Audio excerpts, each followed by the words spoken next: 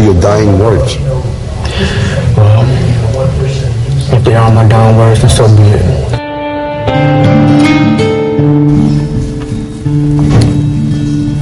I detected a lot of anger coming out of him. A lot of anger. He's angry about dying. It's about me. Yeah, it wasn't about the Morello family. It's about me. Sure, he had no record, but why was he hanging out with guys like Van and Victor Belton, two known hoods?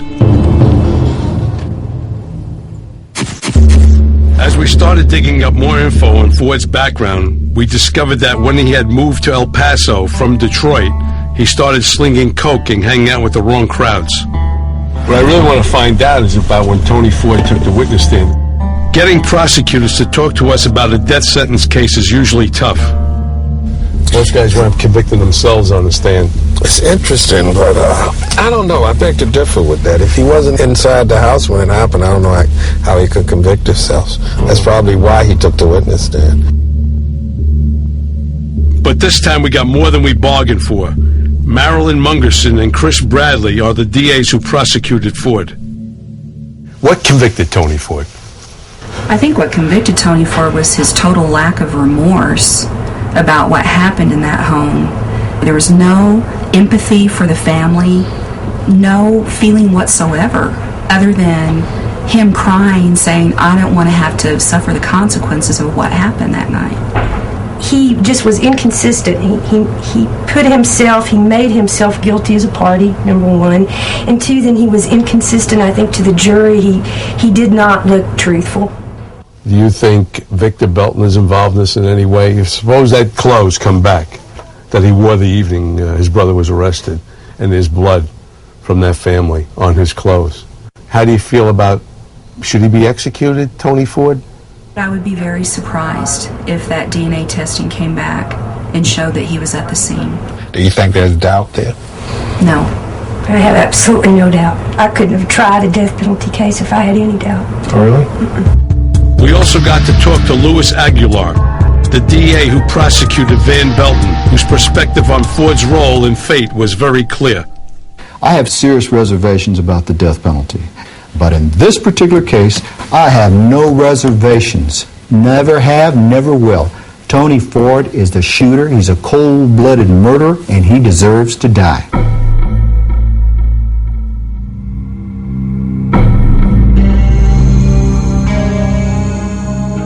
But if I have a different picture of him now. Yeah. He didn't show any remorse. He did not feel sorry for the victims at all. Only thread of evidence you got to even think about him not being, them taking his life, is that DNA. Yeah. If he was a shooter, I mean, this guy was a bad kid. If in fact he was a shooter, and that's what those victims say, that he was. Reggie and I had heard some bad things about Tony Ford, but did that mean he deserved to die? Amanda Murillo Sr., the father of the victim, wasn't there the night of the shooting. He and his wife had divorced 3 years earlier. But he has no doubt that Tony Ford was inside the house and was the one that pulled the trigger. Tell us, what kind of boy was your son? He was into wrestling. He went on to college. He was an artist. He used to like to draw pictures. You know, on the funeral, I didn't realize how many people that he had touched, you know. It was a humongous funeral. It's hard to imagine that it's sort of uplifting and spiritually, but it's sad at the same time. And the guy didn't have to shoot. He didn't have to shoot, you know. He got the car keys, he got whatever they wanted, he got the jewelry. What do you think about the death penalty when it pertains to Tony Ford? I think they've taken too long. Way too long. I mean, he didn't give him a chance. He didn't have to shoot. He didn't have to shoot, you know. It's very hard for you, I know. Yeah.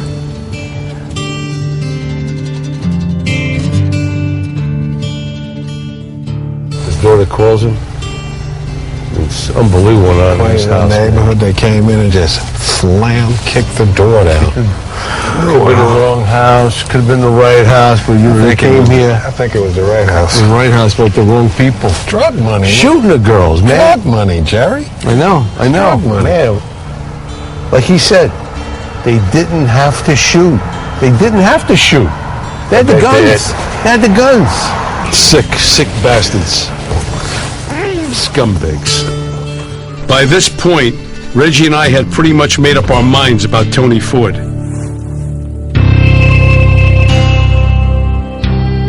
He sounds like he's the right man, you know? He's the guy, and that's a lot of fact the DNA evidence that they're checking now may come back to put it on him. It may come back to him. But then we got a call from someone who had heard every word of Ford's trial. The court reporter, Robert Thomas. He claimed he had information so explosive that it could get Ford a new trial. He started to tell me a story about the day Murillo's daughters testified, but he wanted to talk in private, face to face. So we invited him over to our hotel room. It was obvious how nervous he was. Robert, let me ask you, how can you be so sure about Tony Ford? What makes you so sure?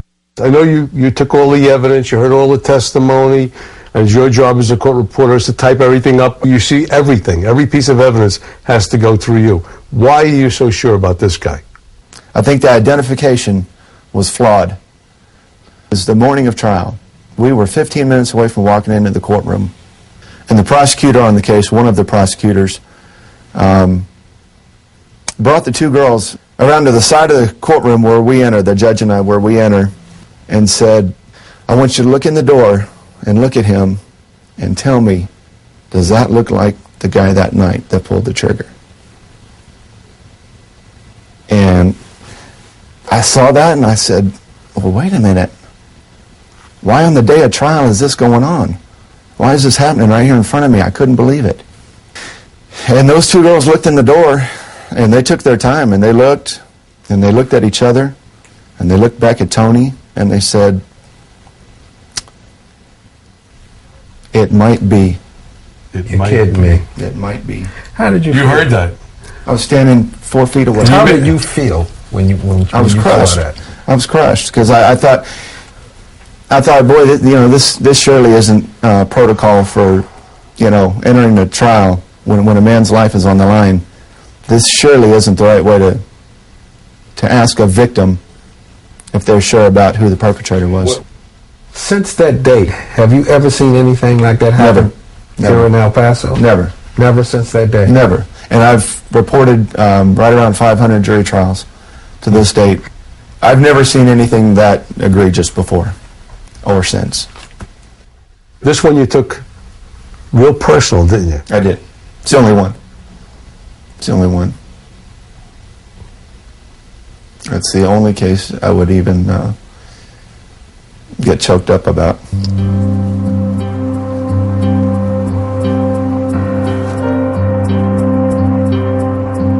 If Thomas's allegations were true, it meant that Ford's entire conviction was open to attack. That's a serious charge. Prosecutorial misconduct? Yeah, it's really serious. He made some valid points. I think it took some courage to come over here and talk about what he knew about the case. He was very It was a big sincere, thing to do, and you could see that was sincere. From the very beginning, Tony Ford never denied being at the crime scene. He's always maintained that he was only the driver and never went inside the house. But if the court reporter was telling the truth, then Victor Belton is the real killer, and Tony Ford is the wrong man, condemned to die in a Texas prison. Digging into the police files, we found there had been no physical lineup after Ford had been ID'd in a photo array, or as we call it, a six-pack. That was a big no-no in the NYPD. In ID cases, you always did a lineup. And it sounds like we all have a problem with the photo array, their lineup. There was no physical lineup, but that's how they do it. They can put you to death on a picture. A passport-sized photo Take that sends somebody to jail. With no circumstantial evidence based on an eyewitness identification of a person and nothing else. It made me wonder, if the cops missed such a crucial step in their investigation, what else did they miss? Yeah, I mean, that's a big thing, I know it's a photo, it's a representation, but it's not. It's a 2 by 2 inch photo. It's done. It's done. The damage is done at this point. We took what we knew to Dr. Roy Malpass, a professor at the University of Texas, El Paso, and an expert on racial misidentification. He was prepared to be a defense witness at Ford's trial, but the prosecution suppressed Dr. Malpass's testimony and kept him off the stand. The jury never heard what he had to say. I want you to tell us about the Tony Ford case. What's your involvement in that? What do you think about it? There was a question about the physical similarity between Belton and Ford. We did a similarity study in which we used pairs of faces. We paired Tony Ford's face with all members of the 2 lineups and with Victor Belton, and then did the same thing for Belton's photograph. The photo array that was produced, that's the 6 photos. That would it be this one? Yes. Okay. We used some disinterested participants in the research and asked them to make ratings about the similarities of the faces. At the end of the day, their ratings of similarity for this pair, Ford and Belton, were way higher than the ratings of similarity for Ford and any of the other members of the lineup. And they found the Belton and Ford to be that similar? Yeah, quite similar. The most similar. I wouldn't be surprised if you had put Belton in that lineup, that the witnesses would have picked Belton. So what you're saying basically, this is, when it comes down to it, this wasn't a really fair photo lineup. I think it wasn't.